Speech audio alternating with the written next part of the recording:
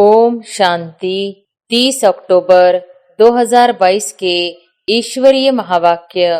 पहले एक नजर मुरली के मुख्य पॉइंट पर। बाबा ने कहा, रूहानी फकूर की पहली निशानी यही है कि जितना फकूर है उतना बेफिक्र बादशाह की झलक उनके हर कर्म में दिखाई देती है। क्योंकि जहाँ रूहानी फकूर है वहाँ कोई फिक्र नहीं रह सकता। बेफिक्र बादशाह की विशेषता, वह सदा प्रश्न चित्त के बजाय प्रसन्न चित्त रहते हैं। प्रसन्न चित्त आत्मा के संकल्प में हर कर्म को करते, देखते, सुनते, सोचते यही रहता है कि जो हो रहा है वह मेरे लिए अच्छा है और सदा अच्छा ही होना है। प्रश्न चित्त आत्मा क्या, क्यों, ऐसा, वैसा इस उलझन में स्वयं को बेफिक्र से फिक्र में ले आती है। और फिर बाबा ने कहा, प्रसन्न चित्त आत्मा साइलेंस की शक्ति से चाहे बात बुरी हो, संबंध बुरे अनुभव होते हो, लेकिन वह बुराई को अच्छाई में परिवर्तन करे। अगर कोई भी बुराई चित्त पर है तो उसका चित्त सदा प्रसन्न चित्त नहीं रह सकता। बुरा काम किया नहीं, लेकिन देखा भी, साथ भी दिया तो वह पाप है। हाँ में हाँ मिलाना यह भी कर्मों की गति के प्रमाण पाप में भागी बनना है। और फिर लास्ट में बाबा ने कहा, लेकिन यह छोटे छोटे सूक्ष्म पाप श्रेष्ठ संपूर्ण स्थिति में विघ्न रूप बनते हैं। जितना ऊंचा बनते हैं तो ऊंचाई में अटेंशन भी ऊंचा रखना पड़ता है। अल्पकाल के मनमौजी नहीं बनो, सदा काल की रूहानी मौज में रहो। यही यथार्थ ब्राह्मण जीवन है। लेकिन सुना और बना, इसको कहा जाता है तीव्र पुरुषार्थी। तीव्र पुरुषार्थी 108 है और पुरुषार्थी 16,108 है। तो अपने आप को चेक करो कि तीव्र पुरुषार्थी है या पुरुषार्थी है। अटेंशन रखना है, लेकिन नेचुरल अटेंशन आदत बन जाए। और अब सुनते हैं महावाक्यों को विस्तार से। अव्यक्त बाप दादा के मधुर महावाक्य। मुरली का सार, कर्मों की गुह्य गति के ज्ञाता बनो। आज सर्व खजानों के देने वाले बाप सर्व बच्चों के जमा का खाता देख रहे थे। खजाने तो सर्व बच्चों को अखुट मिले हैं और सर्व को एक जैसा, एक द्वारा सर्व खजाने मिले हैं। एक खजाना नहीं, लेकिन अनेक खजाने प्राप्त हुए हैं। फिर भी जमा का खाता हर एक का अलग अलग है। कोई ने सर्व खजाने अच्छी रीति जमा किए हैं और कईयों ने यथाशक्ति जमा किए हैं। और जितना जमा किया है उतना ही चलन और चेहरे में वह रूहानी नशा दिखाई देता है। जमा करने का रूहानी फकूर अनुभव होता है। रूहानी फकूर की पहली निशानी यही है कि जितना फकूर है उतना बेफिक्र बादशाह की झलक उनके हर कर्म में दिखाई देती है। क्योंकि जहाँ रूहानी फकूर है वहाँ कोई फिक्र नहीं रह सकता। यह फकूर और फिक्र दोनों एक समय एक साथ नहीं रह सकते हैं। जैसे रोशनी और अंधकार साथ नहीं रह सकते हैं। बेफिक्र बादशाह की विशेषता, वह सदा प्रश्न चित्त के बजाय प्रसन्न चित्त रहते हैं। हर कर्म में, स्व के संबंध में व सर्व के संबंध में व प्रकृति के भी संबंध में, किसी भी समय, किसी भी बात में संकल्प मात्र भी क्वेश्चन मार्क नहीं होगा कि यह ऐसा क्यों व यह क्या हो रहा है, ऐसा भी होता है क्या। प्रसन्न चित्त आत्मा के संकल्प में हर कर्म को करते, देखते, सुनते, सोचते यही रहता है कि जो हो रहा है वह मेरे लिए अच्छा है और सदा अच्छा ही होना है। प्रश्नचित्त आत्मा क्या, क्यों, ऐसा, वैसा इस उलझन में स्वयं को बेफिक्र से फिक्र में ले आती है और बेफिक्र आत्मा बुराई को भी अच्छाई में परिवर्तन कर लेती, इसलिए वह सदा प्रसन्न रहती। आजकल के साइंस के साधन से भी जो वेस्ट खराब माल होता है उसको परिवर्तन कर अच्छी चीज बना देते हैं। तो प्रसन्न चित्त आत्मा साइलेंस की शक्ति से चाहे बात बुरी हो, संबंध बुरे, अनुभव होते हो, लेकिन वह बुराई को अच्छाई में परिवर्तन कर स्वयं में भी धारण करेगी और दूसरे को भी अपनी शुभ भावना के श्रेष्ठ संकल्प से बुराई को बदल अच्छाई धारण करने की शक्ति देगी। कई बच्चे सोचते हैं, कहते हैं कि जब है ही बुरी बात व गलत बात तो गलत को गलत तो कहना ही पड़ेगा ना, व गलत को गलत तो समझना ही पड़ेगा ना। लेकिन गलत को गलत समझना यह समझने के हिसाब से समझा, वह राइट और रॉन्ग समझना जानना अलग बात है। लेकिन नॉलेजफुल रूप से जानने वाले समझने के बाद स्वयं में किसी भी आत्मा की बुराई को बुराई के रूप में अपनी बुद्धि में धारण नहीं करेगी। तो समझना अलग चीज है, समझने तक राइट है, लेकिन स्वयं में वह अपने चित्त पर, अपनी बुद्धि में, अपनी वृत्ति में, अपनी वाणी में दूसरे की बुराई को बुराई के रूप में धारण नहीं करना है, समाना नहीं है। तो समझना और धारण करना इसमें अंतर है। अपने को बचाने के लिए यह कह देते हैं कि यह है ही रॉन्ग, रॉन्ग को तो रॉन्ग कहना पड़ेगा ना। लेकिन समझदार का काम क्या होता है? समझदार अगर समझता है कि यह बुरी चीज है तो क्या बुरी समझते हुए अपने पास जमा करेगा, अपने पास अच्छी रीति संभाल कर रखेगा, छोड़ देगा ना? यह जमा करना ही समझदारी है, यह समझदारी है। और सोचो, अगर बुरी बात व बुरी चलन को स्वयं में धारण कर लिया तो क्या आपकी बुद्धि, वृत्ति, वाणी सदा संपूर्ण स्वच्छ मानी जाएगी? अगर जरा भी कोई डिफेक्ट व दाग रह जाता है, किचड़ा रह जाता है, तो डिफेक्ट वाला कभी परफेक्ट नहीं कहला सकता, प्रसन्न चित्त नहीं रह सकता।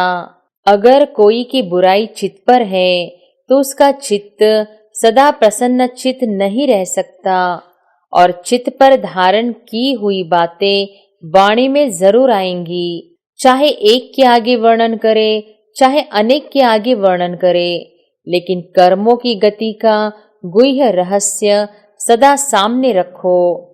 अगर किसी की भी बुराई व गलत बात चित्त पर रखने के साथ वर्णन करते हो तो यह व्यर्थ वर्णन ऐसा ही है जैसे कोई गुंबज में आवाज करता है तो वह अपना ही आवाज और ही बड़े रूप में बदल कर अपने पास ही आता है। गुंबज में आवाज करके देखा है? तो अगर किसी की बुराई करने के, गलत को गलत फैलाने के संस्कार है, जिसको आप लोग आदत कहते हो, तो आज आप किसकी ग्लानि करते हो और अपने को बड़ा समझदार गलती से दूर समझकर वर्णन करते हो। लेकिन यह पक्का नियम है अथवा कर्मों की फिलॉसफी है कि आज आपने किसकी ग्लानि की और कल आपकी कोई दुगनी ग्लानि करेगा, क्योंकि यह गलत बातें इतनी फास्ट गति से फैलती है जैसे कोई विशेष बीमारी के जर्म्स, जीवाणु बहुत जल्दी फैलते हैं और फैलते हुए जर्म्स जिसकी ग्लानि की वहां तक पहुंचते जरूर है। आपने एक ग्लानि की होगी और वह आपको गलत सिद्ध करने के लिए आपकी 10 ग्लानि करेंगे। तो रिजल्ट क्या हुई, कर्मों की गति क्या हुई, लौटकर कहाँ आई। अगर आपको शुभ भावना है उस आत्मा को ठीक करने की, तो गलत बात शुभ भावना के स्वरूप में विशेष निमित्त स्थान पर दे सकते हो। फैलाना रॉन्ग है। कई कहते हैं हमने किसको कहा नहीं, लेकिन वो कर रहे थे तो मैंने भी हाँ में हाँ कर दिया, बोला नहीं। आपके भक्ति मार्ग के शास्त्रों में भी वर्णन है कि बुरा काम किया नहीं, लेकिन देखा भी, साथ भी दिया, तो वह पाप है। हाँ में हाँ मिलाना, यह भी कर्मों की गति के प्रमाण पाप में भागी बनना है। वर्तमान समय कर्मों की गति के ज्ञान में बहुत इजी हो गए हैं, लेकिन यह छोटे छोटे सूक्ष्म पाप श्रेष्ठ संपूर्ण स्थिति में विघ्न रूप बनते हैं। इजी बनने की निशानियां क्या है? वह सदा ऐसा ही सोचते समझते कि यह तो और भी करते हैं, यह तो आजकल चलता ही है, या तो अपने आप को हल्का करने के लिए यही कहेंगे कि मैंने हंसी में कहा, मेरा भाव नहीं था, ऐसे ही बोल दिया। यह विधि संपूर्ण सिद्धि को प्राप्त होने में सूक्ष्म विघ्न बन जाता है। इसलिए ज्ञान तो बहुत मिल गया है, रचता और रचना के ज्ञान को सुनना, वर्णन करना बहुत स्पष्ट हो गया है, लेकिन कर्मों की गुह्य गति का ज्ञान बुद्धि में सदा स्पष्ट नहीं रहता, इसलिए इजी हो जाते हैं। कई बच्चों की अपने प्रति भी कंप्लेन होती है कि जैसे बाप कहते हैं, बाप बच्चों में जो श्रेष्ठ आशाएं रखते हैं, जो चाहते हैं, जितना चाहते हैं उतना नहीं है। इसका कारण क्या है? ये अति सूक्ष्म व्यर्थ कर्म बुद्धि को, मन को ऊंचा अनुभव करने नहीं देते। योग लगाने बैठते हैं, लेकिन काफी समय युद्ध में चला जाता। व्यर्थ को मिटाए समर्थ बनने में समय चला जाता है। इसलिए क्या करना चाहिए? जितना ऊंचा बनते हैं तो ऊंचाई में अटेंशन भी ऊंचा रखना पड़ता है। ब्राह्मण जीवन की मौज में रहना है। मौज में रहने का अर्थ यह नहीं कि जो आया वह किया, मस्त रहा। यह अल्पकाल के सुख की मौज व अल्पकाल के संबंध संपर्क की मौज सदा काल की प्रसन्न चित्त स्थिति से भिन्न है।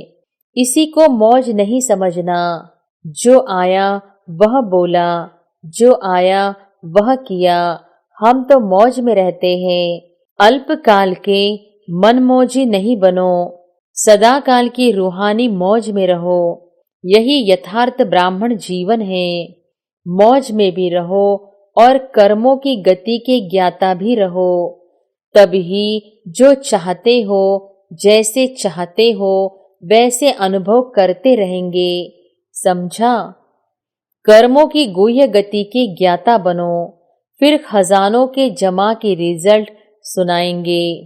अच्छा, चारों ओर के फिक्र से फारिग बेफिक्र बादशाह आत्माओं को, सदा प्रसन्न चित्त विशेष आत्माओं को, सदा स्वयं प्रति और सर्व आत्माओं प्रति श्रेष्ठ परिवर्तन शक्ति को कर्म में लाने वाले कर्मयोगी आत्माओं को, सदा रचता रचना के ज्ञाता और कर्म फिलॉसफी के भी ज्ञाता ऐसे ज्ञान स्वरूप आत्माओं को बाप दादा का याद प्यार और नमस्ते।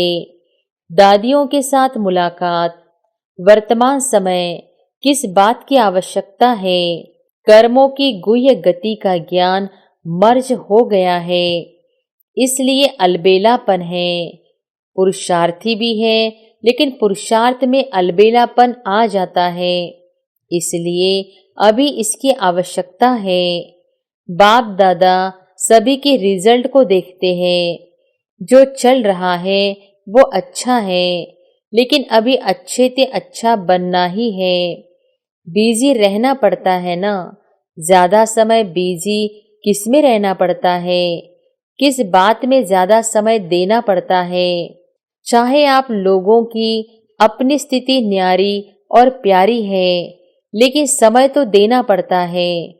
तो यही समय पावरफुल, शक्तिशाली लाइट हाउस, माइट हाउस बन वाइब्रेशन फैलाने में जाए तो क्या हो जाएगा। संगठित रूप में यही वातावरण हो और कोई बात ही नहीं हो तो क्या वाइब्रेशन विश्व में या प्रकृति तक पहुंचेगा। अभी तो सभी लोग इंतजार कर रहे हैं कि कब हमारे रचता व मास्टर रचता संपन्न या संपूर्ण बन हम लोगों से अपनी स्वागत कराते। प्रकृति भी तो स्वागत करेगी ना। तो वह सफलता की माला से स्वागत करे, वो दिन आना ही है। जब सफलता के बाजे बजेंगे तब प्रत्यक्षता के बाजे बजेंगे। बजने तो है ही ना। अच्छा, दादी चंद्रमणि जी सेवा पर जाने की छुट्टी ले रही है। ऑलराउंडर बनना ही श्रेष्ठ सेवा है। अच्छा है, चक्कर लगाते रहो। चक्कर लगाने का पाठ बच्चों का ही है। बाप तो अव्यक्त रूप में लगा सकते हैं, साकार रूप में भी चक्कर लगाने का पाठ बाप का नहीं रहा, बच्चों का ही था। अच्छा, अव्यक्त बाप दादा की पर्सनल मुलाकात। विजय माला में आने के लिए तीव्र पुरुषार्थी बनो। सदा तीव्र पुरुषार्थी आत्माएं हैं, ऐसे अनुभव करते हो। जब ब्राह्मण बने तो पुरुषार्थी तो है ही। तीव्र पुरुषार्थी है, वह सिर्फ पुरुषार्थी है। सुनने और सुनाने वाले को पुरुषार्थी कहेंगे या तीव्र पुरुषार्थी कहेंगे। सुनना और सुनाना, उसके बाद क्या होता है। तीव्र पुरुषार्थी किसको कहेंगे, सुनने वाले को या बनने वाले को। जो माला का 16,108वां नंबर है वह भी सुनता और सुनाता तो है ही, नहीं तो माला में कैसे आएगा। लेकिन 108 की माला में कौन आएंगे। 108 की माला का नाम है विजयी माला। 16,000 वाली माला का नाम विजयी माला नहीं है। तो सुनना और सुनाना यह मेजॉरिटी करते हैं, लेकिन सुना और बना इसको कहा जाता है तीव्र पुरुषार्थी। तीव्र पुरुषार्थी 108 है और पुरुषार्थी 16,108 है। तो अपने आप को चेक करो कि तीव्र पुरुषार्थी है या पुरुषार्थी है। जो है, जैसा है, वह मेजॉरिटी अपने आप को जान सकते हैं। कोई थोड़े ऐसे हैं जो अपने को नहीं भी जानते हैं, रॉन्ग को राइट समझकर भी चलते जाते हैं। मेजॉरिटी अपने मन में अपने आप को सत्य जानते हैं कि मैं कौन हूँ। इसलिए सदा अपने को देखो, दूसरे को नहीं। अपने पुरुषार्थ को चेक करो और तीव्र पुरुषार्थ में चेंज करो, नहीं तो फाइनल समय आने पर चेंज नहीं कर सकेंगे। उस समय पढ़ाई का समय समाप्त होने पर इम्तिहान के समय पढ़ाई का चांस नहीं मिलता। अगर कोई स्टूडेंट समझे एक प्रश्न का उत्तर नहीं आता है, किताब से पढ़कर उत्तर दे दे तो राइट होगा या रॉन्ग होगा। तो उस समय अपने को चेंज नहीं कर सकेंगे। जो है, जैसा है, वैसे ही प्रारब्ध प्राप्त कर लेंगे। लेकिन अभी चांस है। अभी टू लेट का बोर्ड नहीं लगा है, लेट का लगा है। लेट हो गए लेकिन टू लेट नहीं, इसलिए फिर भी मार्जिन है। कई स्टूडेंट 6 मास में भी पास विद ऑनर हो जाते हैं अगर सही पुरुषार्थ करते हैं तो। लेकिन समय समाप्त होने के बाद कुछ नहीं कर सकते। बाप भी रहम करना चाहे तो भी नहीं कर सकते। चलो, यह अच्छा है, इसको मार्क्स दे दो, यह बाप कर सकता है। इसलिए अभी से चेक करो और चेंज करो। अलबेलापन छोड़ दो। ठीक है, चल रहे हैं, पहुंच जाएंगे, यह अलबेलापन है। अलबेले को इस समय तो मौज लगती है। जो अलबेला होता है उसे कोई फिक्र नहीं होता है, वह आराम को ही सब कुछ समझता है। तो अलबेलापन नहीं रखना, सदा अलर्ट। पांडव सेना होना, सेना अलबेली रहती है या अलर्ट रहती है? सेना माना अलर्ट, सावधान, खबरदार रहने वाले। अलबेला रहने वाले को सेना का सैनिक नहीं कहा जाएगा। तो अलबेलापन नहीं, अटेंशन। लेकिन अटेंशन भी नेचुरल विधि बन जाए। कई अटेंशन का भी टेंशन रखते हैं। टेंशन की लाइफ सदा तो नहीं चल सकती। टेंशन की लाइफ थोड़ा समय चलेगी, नेचुरल नहीं चलेगी। तो अटेंशन रखना है, लेकिन नेचुरल अटेंशन आदत बन जाए। जैसे विस्मृति की आदत बन गई थी ना, नहीं चाहते भी हो जाता है। तो यह आदत बन गई ना, नेचुरल हो गई ना। ऐसे स्मृति स्वरूप रहने की आदत हो जाए, अटेंशन की आदत हो जाए। इसलिए कहा जाता है आदत से मनुष्य आत्मा मजबूर हो जाती है, न चाहते भी हो जाता है, इसको कहते हैं मजबूर। तो ऐसे तीव्र पुरुषार्थी बने हो। तीव्र पुरुषार्थी अर्थात विजयी, तभी माला में आ सकते हैं। बहुत काल का अभ्यास चाहिए। सदैव अलर्ट माना सदा एवर रेडी। आपको क्या निश्चय है, विनाश के समय तक रहेंगे या पहले भी जा सकते हैं? पहले भी जा सकते हैं ना, इसलिए एवर रेडी। विनाश आपका इंतजार करे, आप विनाश का इंतजार नहीं करो। वह रचना है, आप रचता हो। सदा एवर रेडी। क्या समझा? अटेंशन रखना। जो भी कमी महसूस हो उसे बहुत जल्दी से जल्दी समाप्त करो। संपन्न बनना अर्थात कमजोरी को खत्म करना। ऐसे नहीं यहाँ आए तो यहाँ के, वहाँ गए तो वहाँ के। सभी तीव्र पुरुषार्थी बनकर जाना। अच्छा, वरदान है विश्व से अंधकार को मिटाकर रोशनी देने वाले मास्टर ज्ञान सूर्य भव। विश्व से अंधकार को मिटाकर रोशनी देने वाले मास्टर ज्ञान सूर्य भव। मास्टर ज्ञान सूर्य वह है जो विश्व से अंधकार को मिटाकर रोशनी देने वाले हैं। वह स्वयं भी प्रकाश स्वरूप लाइट माइट स्वरूप है और दूसरों को भी लाइट माइट देने वाले हैं। जहाँ सदा रोशनी होती है वह अंधकार का सवाल ही नहीं, अंधकार हो ही नहीं सकता। जो विश्व को रोशनी देने वाले हैं वह स्वयं अंधकार में नहीं रह सकते। संपूर्ण पवित्रता अर्थात रोशनी, उनके पास अंधकार अर्थात विकारों का अंश भी नहीं रह सकता। स्लोगन है स्वभाव संस्कार संबंध संपर्क में लाइट रहना ही मिलनसार बनना है। स्वभाव संस्कार संबंध संपर्क में लाइट रहना ही मिलनसार बनना है। अच्छा, ओम शांति।